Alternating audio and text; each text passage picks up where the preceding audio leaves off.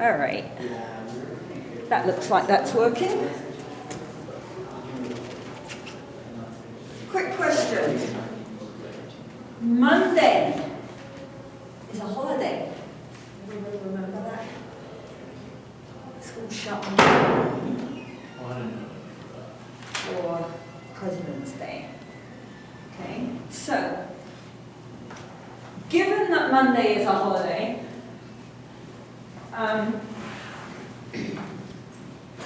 hello girls, come on in.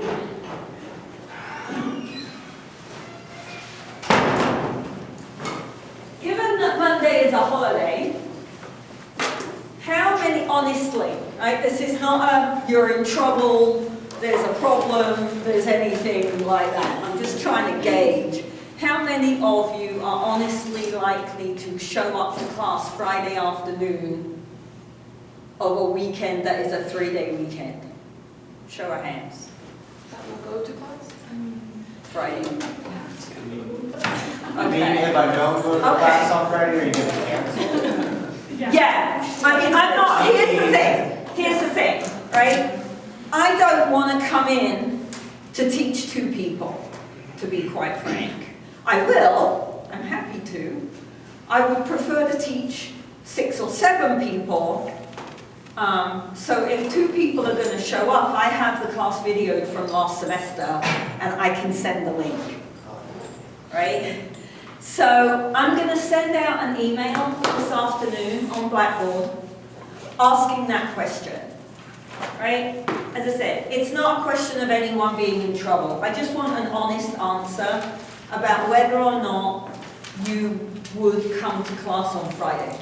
And if there's a decent group of you, we'll have class. I would prefer to teach, right, than for you to watch a video.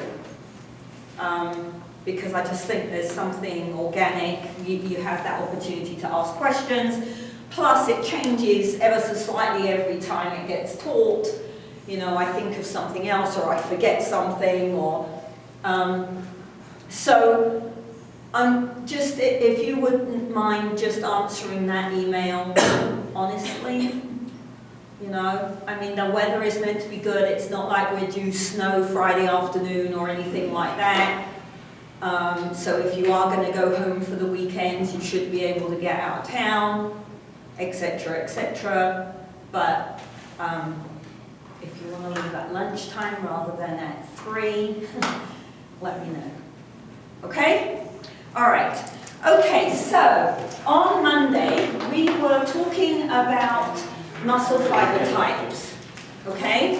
And I just wanted to review these muscle fiber types, and I'm going to do it down here so that it's on the camera.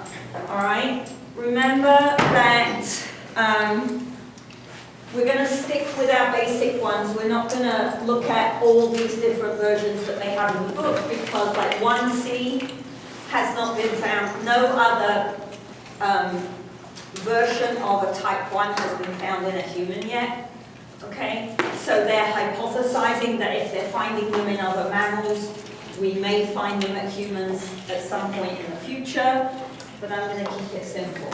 Okay, so we have type 1, 2A, 2X.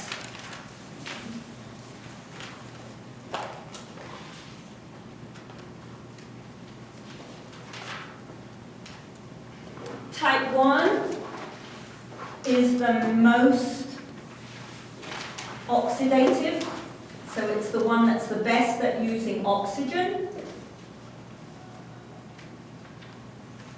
But by default then, it's going to be the one that's the slowest, because it takes a couple of minutes to get going, right? Remember also, then, not only is it slower to reach in relation to type A and type X, right? Slower to reach its peak force. That peak force is also lower than it is for type 2A and type 2X. Okay. Type 2A in the middle here can use oxygen somewhat, and it's a useful backup, helps out type 1s. Right? Type 2X is the least oxidative. It basically doesn't use oxygen at all. It's the fastest. Right? Fastest to peak force, highest peak force. Okay. So does anybody have any questions based on the information that we did on Monday? Because we're going to jump into sliding filament theory. And we kind of touched on it a little bit on Monday when we were talking about actin and myosin, but we're going to go into it in as much detail as we have to, right? I also have a animation to show you, because I really think the animations help tremendously. Any questions from Monday?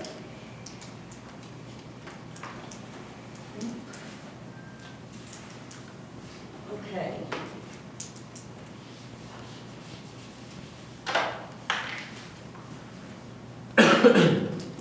All right, so sliding filament theory is really old, even older than me, right? Back in the 50s, it was suggested. It has changed somewhat in that we understand more of the tiny details about how it works, but the overall idea of the fact that the actin and myosin interact with each other and slide across each other to shorten the muscle hasn't changed since the 50s. All right? It's still the best explanation we have for how muscle contraction and muscle shortening occurs, all right, and force production. So the filaments themselves, the actin protein and the myosin protein, do not change in length. All that happens is that they shift across each other, all right? And remember that the actin is attached at one end to the Z line. So the actin on the left-hand side of the cell is attached to the Z line on that side, the actin on the other side of the sarcomere rather is attached to the other side, and so as they get dragged into the middle, they pull the Z line with them and shorten the muscle. Okay? When we're looking at this theory and we're looking at these ideas, one of the things you need to bear in mind is that the number of actin and myosin attachments dictates how much force that muscle can produce, right? So the more interactions, the more cross bridges that are formed, the more force can be produced by the muscle.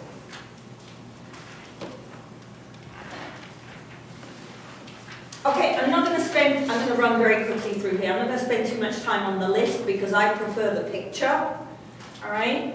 But we've got it listed if that's better for you than a diagram, or maybe put the two together when you're studying, whatever helps you the best, all right?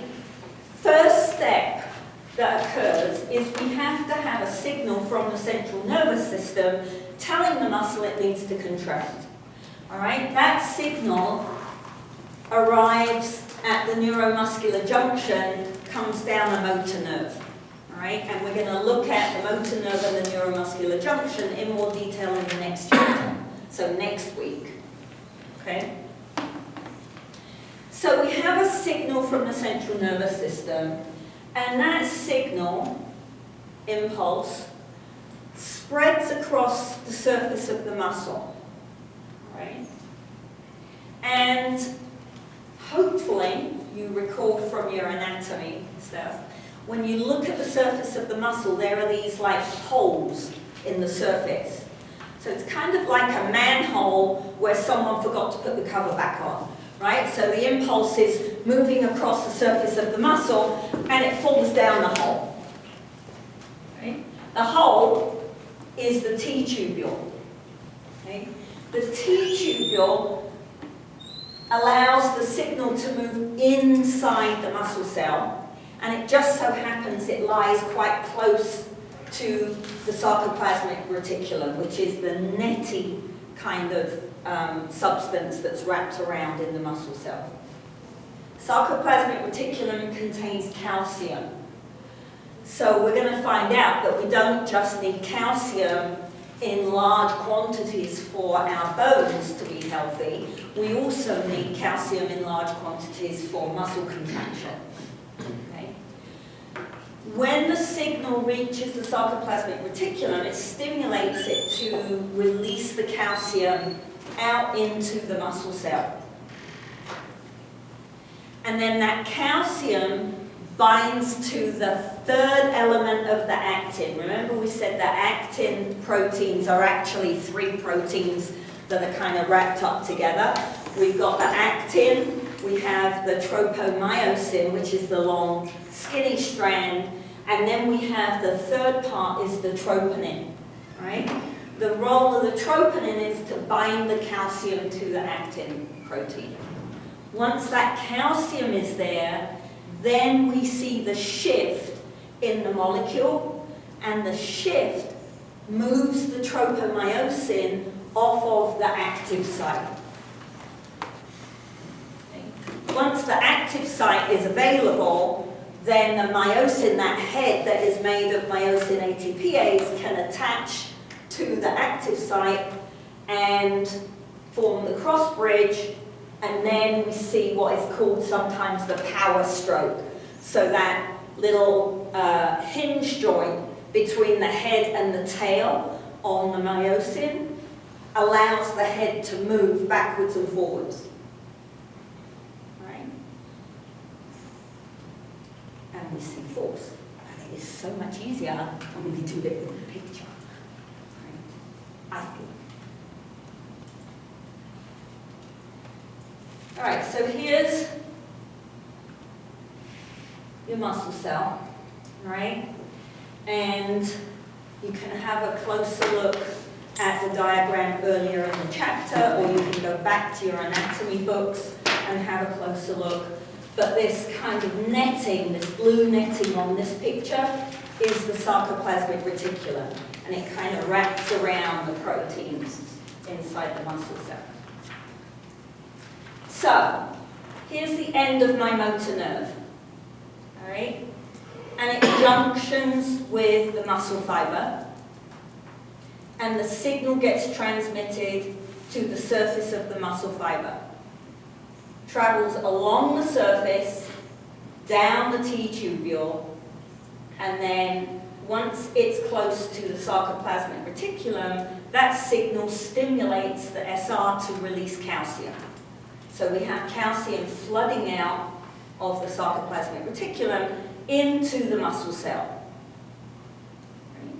The calcium binds to the troponin. That causes a shift in the formation of the molecule, which moves tropomyosin off of the active site, which we don't have any other name for. Right? And then the myosin head can attach to the active site that is clear and form the cross bridge.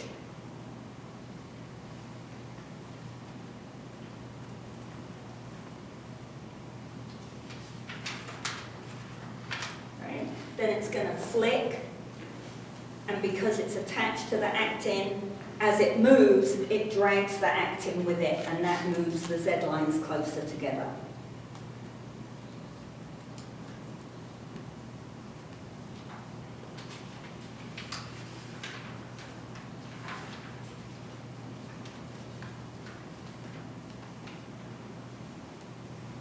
Okay, you need to go through it again.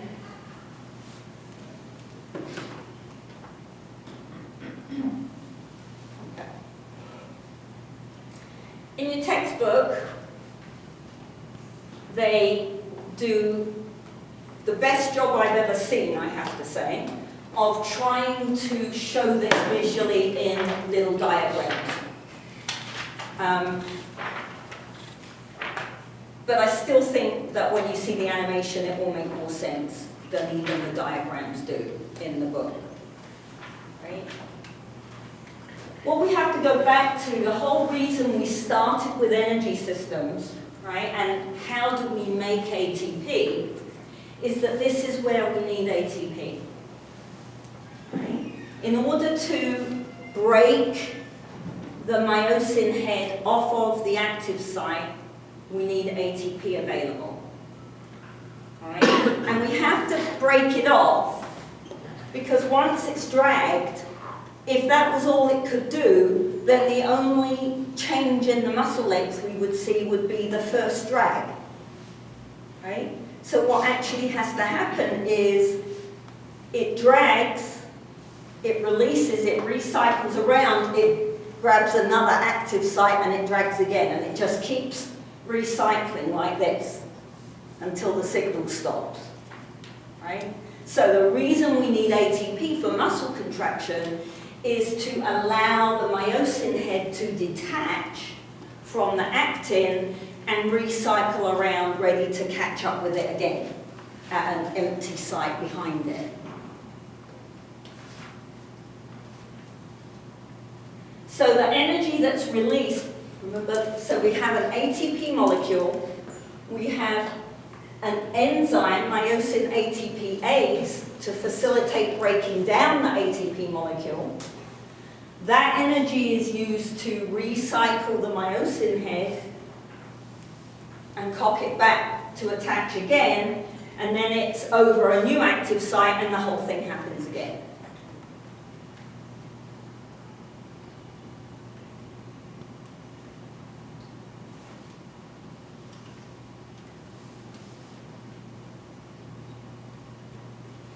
Okay. So this recycling of the myosin head is going to continue until that signal from the central nervous system terminates. Okay? Once the signal stops, the sarcoplasmic reticulum stops releasing calcium and it begins to be reabsorbed back into the sarcoplasmic reticulum, ready for the next signal. All right? The calcium comes off the troponin shifts, and the tropomyosin goes back over the active site, and we have no more contraction.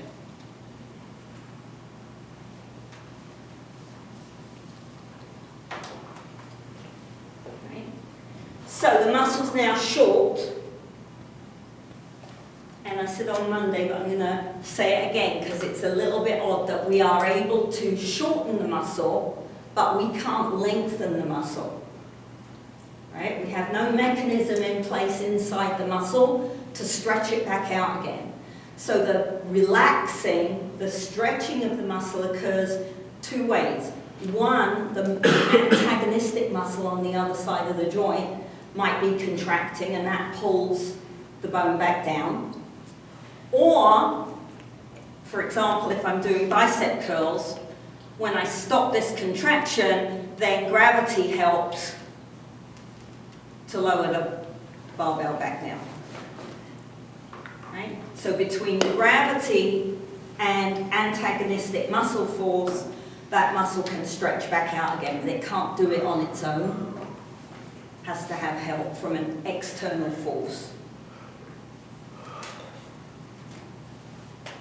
Okay. Let's see whether the animation clears this up for you. Hopefully, this animation will clear this up for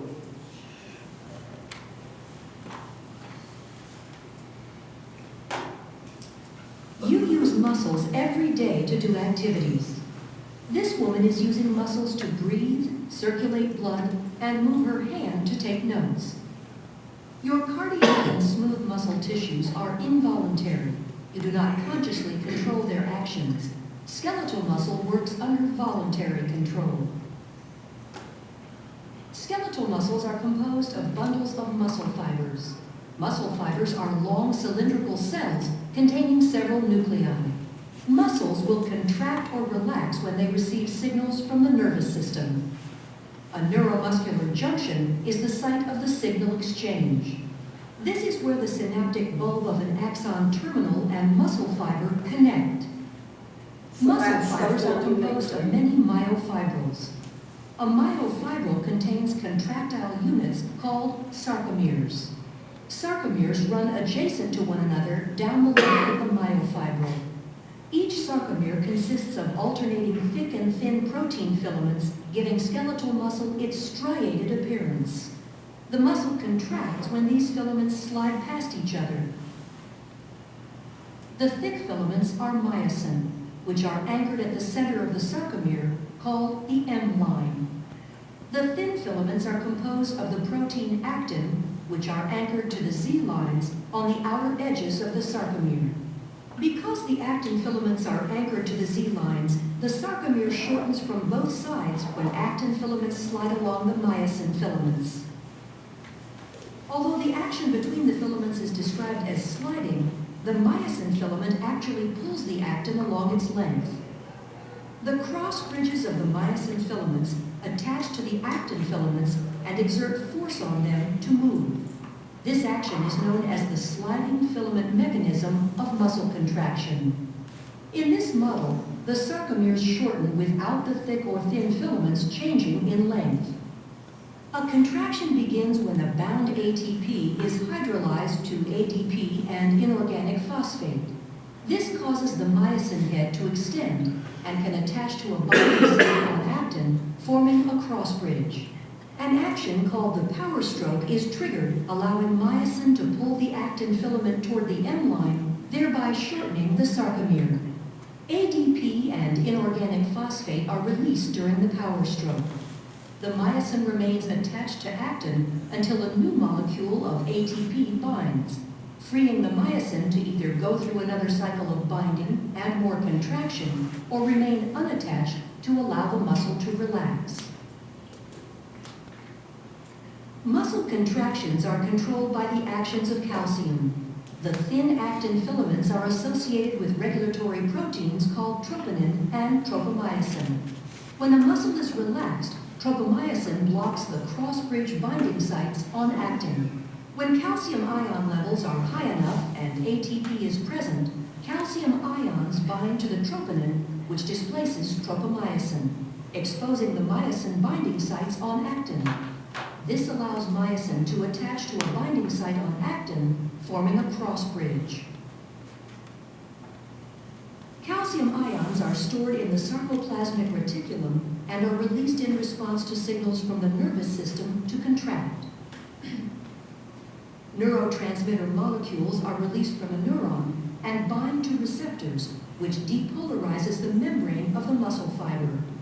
The electrical impulse travels down the T tubules and opens calcium stores. Calcium ions flow to the myofibrils, where they trigger a muscle contraction. As the actin and myosin slide along each other, the entire sarcomere shortens as the Z lines draw closer to the M line. As the sarcomeres in myofibrils contract, the entire muscle fiber will shorten.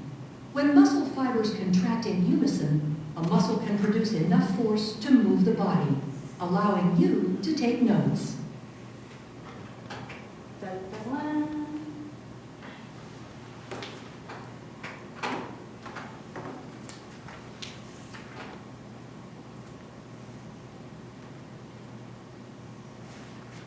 Help.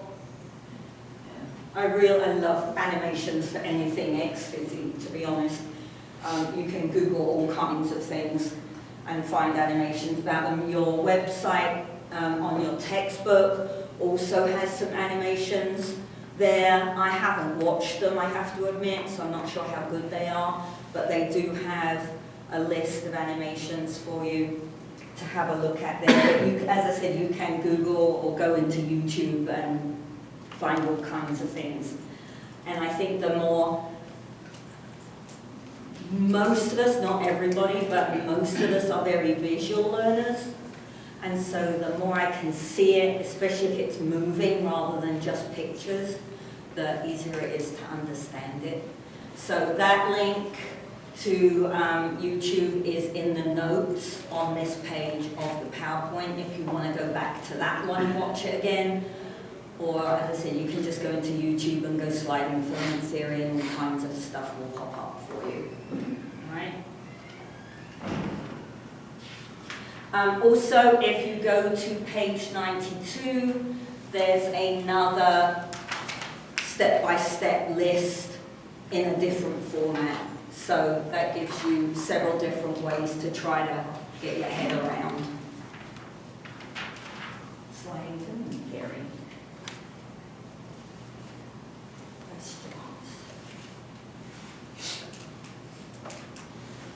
I have no idea how much detail biology does on this, so I'm not sure how much more than that you might come across. The only other thing I think we talked about was just the enzymes to take back up calcium and stuff like that. Okay. That's Okay, so you might, he might also talk to you then about, it's the receptor site that releases the calcium in sarcoplasmic reticulum is called ryanodin, so you might come across that term. Okay then. Next bit we're going to talk about is proprioception. So this is one of those topics that overlies several different areas of kinesiology, because proprioception is also a motor learning, motor control topic. We also do a little bit in motor development, but not very much, but only really to look at, at what point do children get this kind of information that they can use. So proprioception is the fancy term for how do I know where I am? Like if I lift my hand up here and I'm not looking at it, how do I know where it is? Right? So my brain has to have a way of being able to tell where my body is without me having to look at it. All right? And it does that because we have many, many different sensory organs within the joints and the muscles and the skin that send continual feedback to the brain about what's going on. And the brain puts all the information together to create this image of what's happening. Okay? So the ones that we're particularly interested in when we're looking at the muscular system are muscle spindles and Golgi tendon organs. Okay? They are sending information to the brain about the length of the muscle at any one time and how much force is being produced by that muscle at any time. Right? So the brain is receiving information consciously and subconsciously about length and force all the time, and other information as well. And what we understand, and this is where the motor learning control bit kind of overlaps, is that there's a learning effect for the brain with regards to this information that it's receiving from the muscle spindles and the Golgi tendon organs. Because if you think about when we're practicing, right? When we're learning a new skill or we're practicing a new skill, the reason we practice is to fine-tune the motor pattern, right? To make it as efficient as possible, both energy-wise and biomechanically, okay? So we're tweaking that motor pattern all the time. And that's occurring because the brain is getting all this feedback about length and force, okay?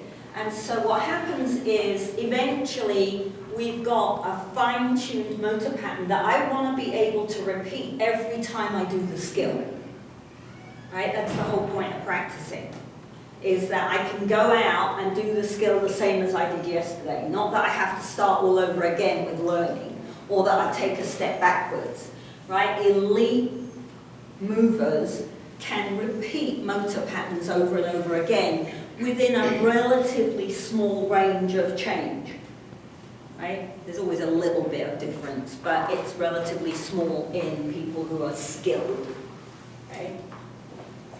So being able to repeat that motor pattern relies on the fact that the brain can initiate the right signal down the motor neuron for contraction of the muscle.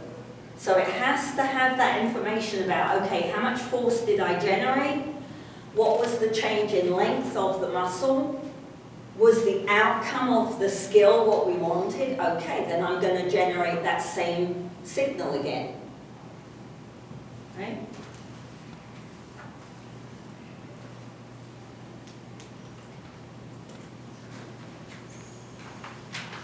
So muscle spindles first. Muscle spindles lie actually within the muscle tissue itself, all right? And they lie in parallel to the muscle fibers. Okay? So here we have muscle fiber, and here we have a spindle that's embedded and runs in the same direction. Right? That's important that the location is like this, because the job of the muscle spindle is to tell the brain about any stretch or change in length that's occurring within that particular muscle. Right?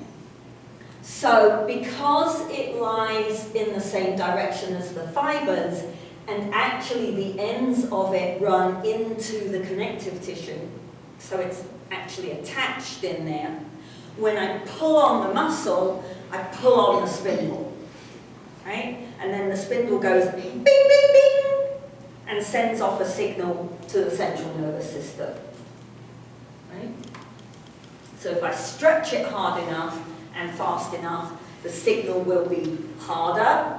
If I stretch it gently, the signals turn down. That's important when we look at stretching techniques, right?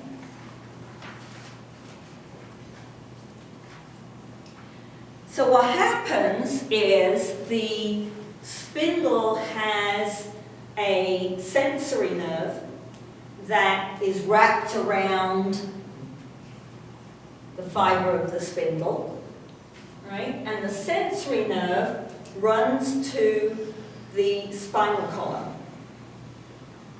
Okay? In the spinal column, two things happen, right?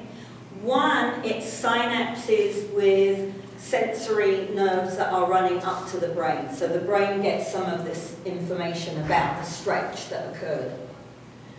The other thing that happens is it synapses directly to the motor nerve, and we get a signal back to the motor nerve to contract. So this is kind of a safety mechanism, right?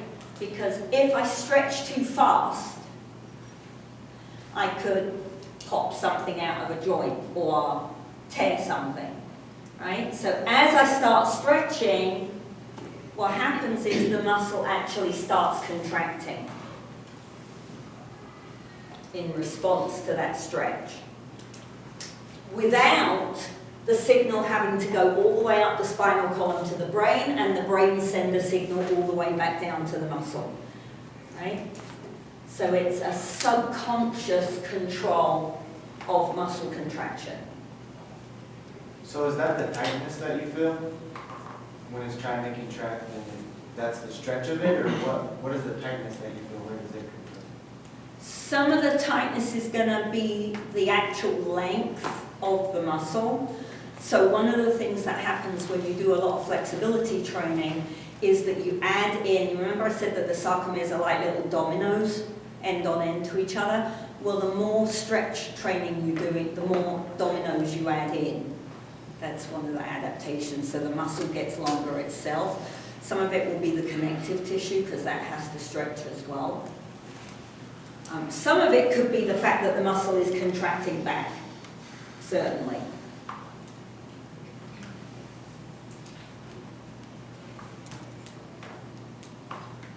Right, so this is a reflex response then, okay?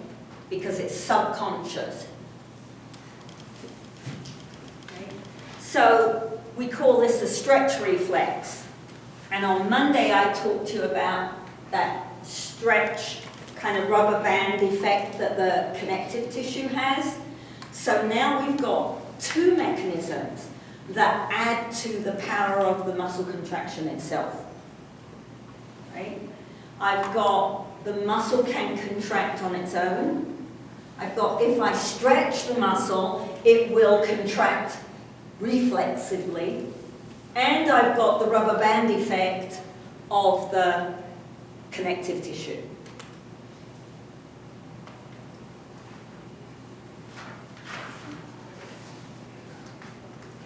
Right? So if I stretch the muscle quickly and I time it right, I can add additional contractile power to a jump or a throw, for example. Right? So we see greater force output if we pre-stretch at the beginning of the skill.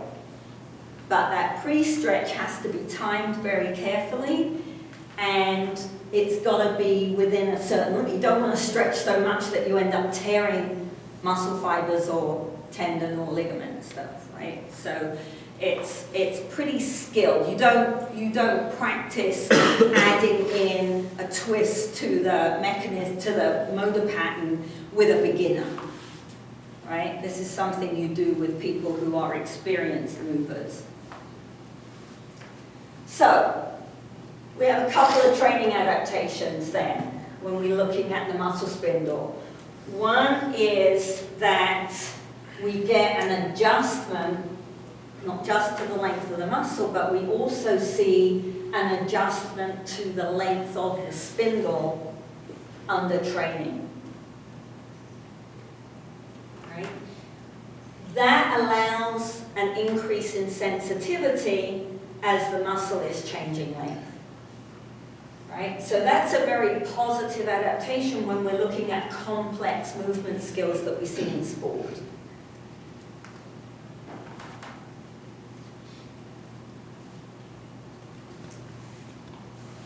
The other sensory organ we're particularly interested in are GTOs. GTOs are in a different place completely. They're placed at the kind of junction where the connective tissue is coalescing into tendon, right? And the job of a GTO is where the muscle spindle is going to register stretch or change in length, a GTO is going to monitor tension or force within the muscle, right? Because as the muscle contracts, remember we said that force gets applied through the tendon to the bone. So the GTO is perfectly placed to register the force that's being generated by that muscle.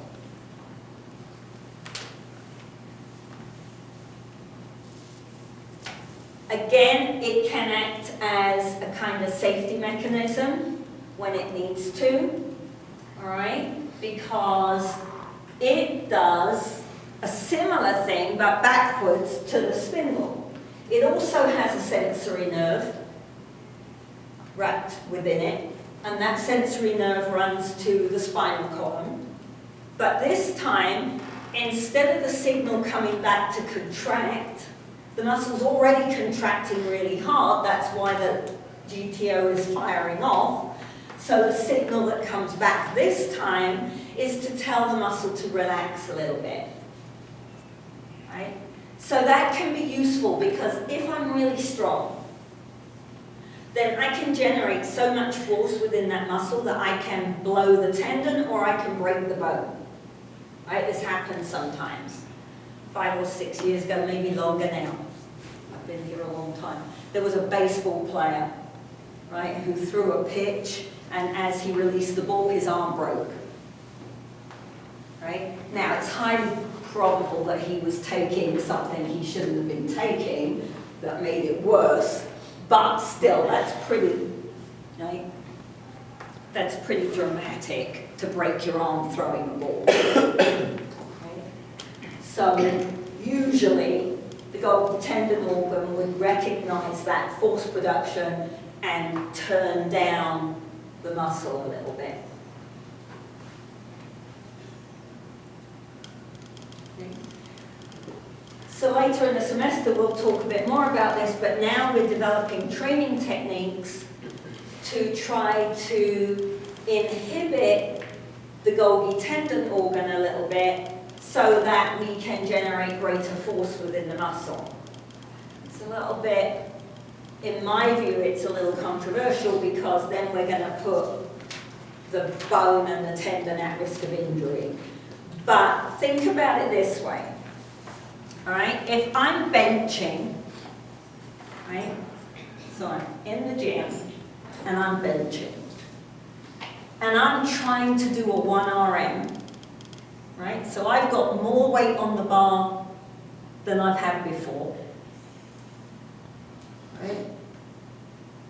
When I push the bar, I'm going to have to generate more force than I've generated before in order to push the bar, right? What happens if my GTOs start sending a load of signals to my spinal column to make my muscles relax? The bar falls on my face, right? I don't want the bar falling on my face. So one of the training adaptations we see when we do resistance work is we turn down the response of the GTO. We'll come back to that later in the semester, but it's really fascinating.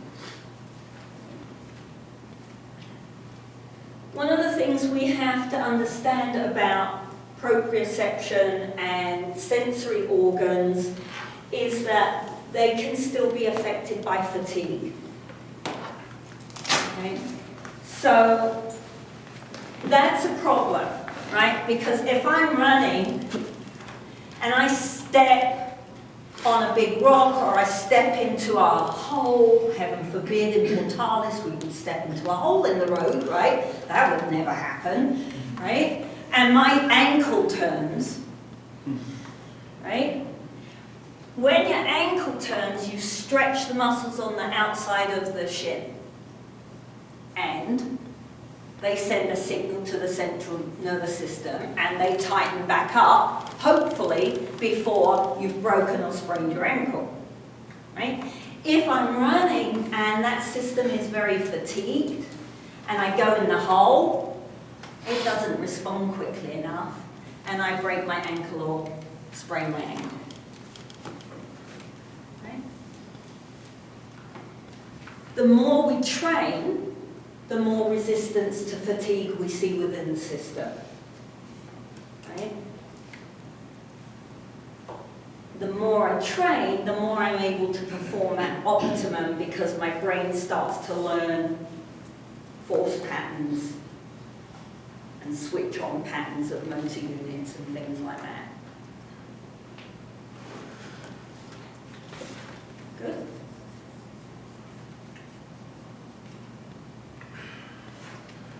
I'm going to stop. That's the last slide anyway for today, but then that will give us a review on Friday because I have your exams.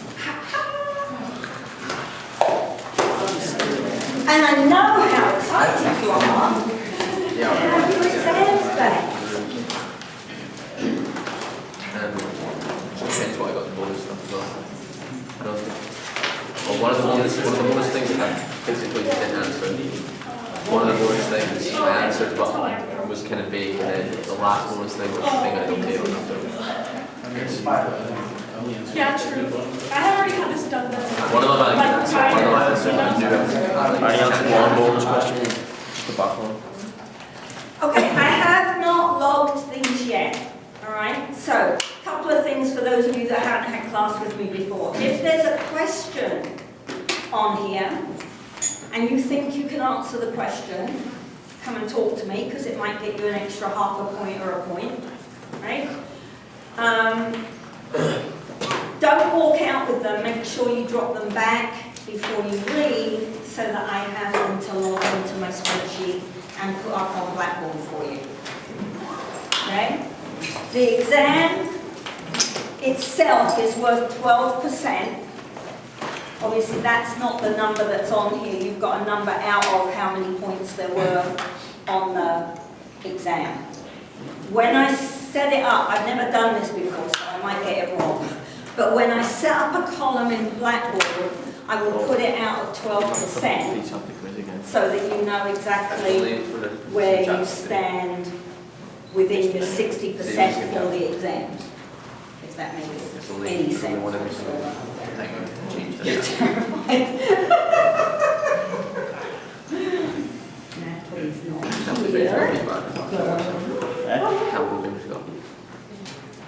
Oh, shit, we Set done, finished. Like what? 11, 10 points we got to that. And So 7 if we win. But like 7 in the SPO, it's like, it's like so far away. We need to win both. We need to win both farmers and Glenville. Thing is as well, like, it's not Gerard's fault, like, but he's just going to get the one of it. Like at the end of the day, he wants to get the results. You know what I mean? Like, he's still too good a manager for us, but like he'll end up getting shit for it. Thank you. I mean, I do put some. It's his job to get the players going. Do you know what I mean? So, but it's so annoying. Thank you.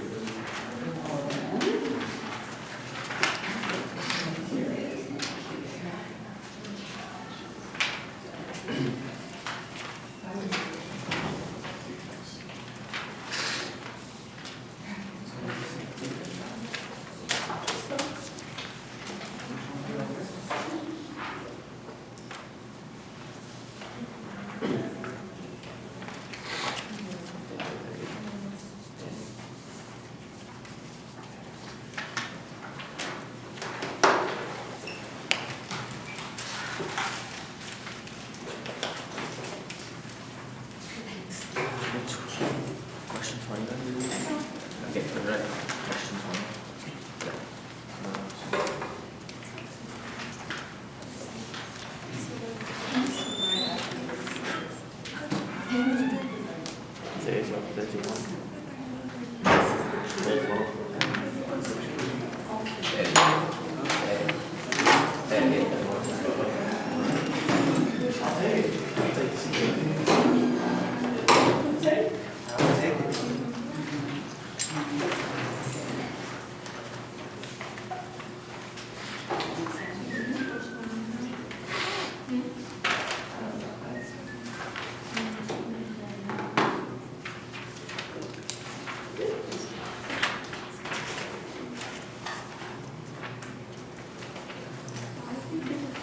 that was terrible.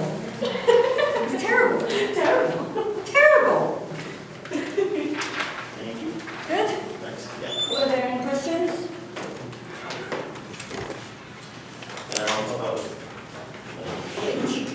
Which type?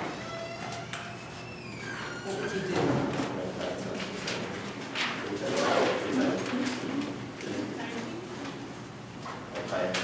Possibly go simpler than that. Simpler.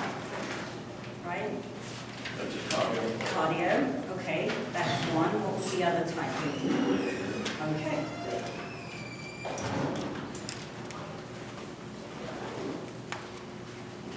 Right.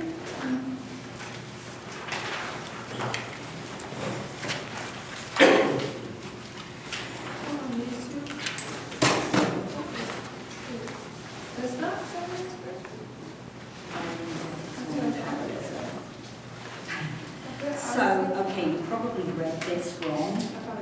So what this is saying is that if I'm going to measure, so I have a group of people and I measure body fat using a skin color. And then I give them a training program and I measure their body fat using bioimpedance. is that good or bad?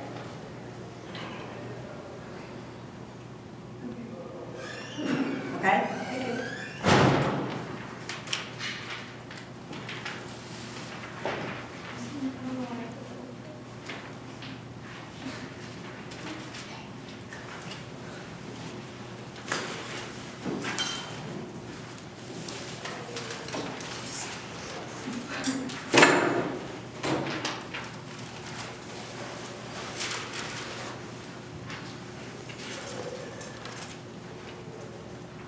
Is there any other? Oh, yeah, this one. Here, this one. We didn't answer point one. So what happens to those on the library if I don't need that?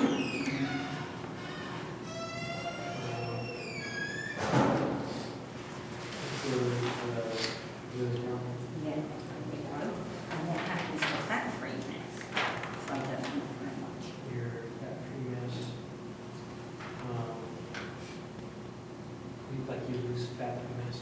Oh,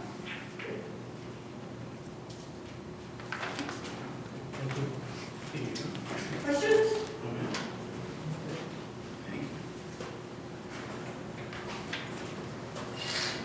Yeah. So calorie deficit is the outcome of skewing the balance, right? So we're aiming for a calorie deficit if we're trying to lose mass, okay? But the ratio, the plain term for the ratio is an adjunct. Okay? Thank you. You sure?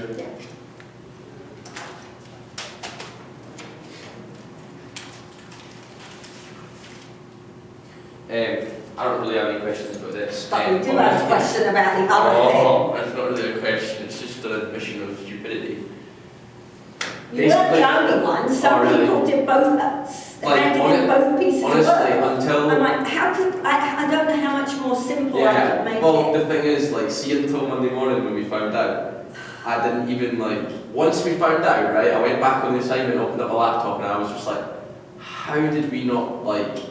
Thank you, Oh, because well, last you- semester I had 10 people Because- hand in both pieces of I work. just don't understand So I how, yeah. reworded that whole thing this Because semester. when we got to, because I was like doing it based on, I said, I said to her, I said, I've looked over like briefly of what to do on like Thursday. Have you looked at it? She's like, no, not yet. And I was like, well, it's a lot of work. And she was like, all right, okay, well, if you want to get up the weekend, we'll like go over and stuff. So we both opened it up. Both were like, I can't believe we've got to do both bits. So then I was like, look, like, if you want to take the lead with the FIT program, I was like, I know a little bit more, like, I know a little bit myself with MLS, so like, I can sort of do that, and then like, we'll come together and we'll like, obviously make our own bits, but like, whatever. So then like, Monday I was like, right, I need to change over this FIT program, and in the morning, spoke to Sam and Curry, they were like, yeah, you only have to do one, and I was like, no, but then like, when they said you only have to do one, I just was like, oh, when they said you only have to do one, I was like, oh, that's fine.